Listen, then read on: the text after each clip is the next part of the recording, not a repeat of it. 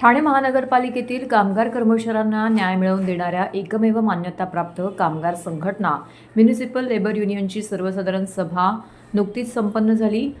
या प्रसंगी माजी नगरसेवक अशोक वैती, माजी नगरसेवक पवन कदम उपस्थित होते। या सभेमध्ये युनियन पदाधिकारी व कार्यकारिणी सदस्यांची निवड करण्यात आली असून कामगार नेते व युनियनचे अध्यक्ष रविराव यांच्याकडे पुन्हा अध्यक्षपदाची धुरा सोपवण्यात आली आहे।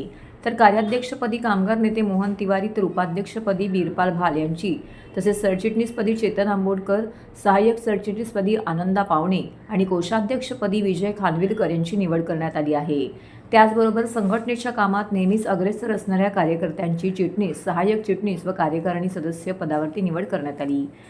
यावेळी कार्याध्यक्ष मोहन तिवारी यांनी मार्गदर्शन करताना सांगितलं, आपण 7व्या वेतन आयोगावरती आधारित वेतन श्रेणी लागू करून घेतली, वाहतूक भत्ता लागू करण्यात घेतला, परंतु 7व्या वेतन आयोगाची थकबाकी, वाहतूक भत्त्याची थकबाकी, सेवानिवृत्त कर्मचाऱ्यांना तातडीने पेन्शन लागू करणे व त्यांच्या ग्रॅज्युएटी PFFची रक्कम सेवानिवृत्तीच्या वेळी मिळवण्यासाठी प्रशासनाबरोबर बोलणी सुरू आहेत।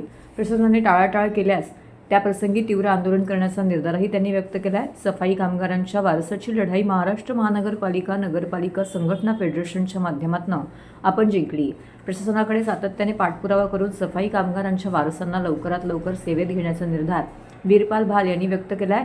तसेच 7व्या वेतन आयोगाच्या थकबाकीचा हप्ता लवकरात लवकर अदा न झाल्यास महापालिकेवरती प्रचंड मोर्चा काढण्यात येईल असं प्रतिपादन त्यांनी केलं आहे। वेतन आयोग असो की आता मागच्याच वेळेस लागलेला 7वा वेतन आयोग असो, या सगळे वेतन आयोग घेताना आपल्याला संघर्ष करावा लागला नाही। मेन म्हणजे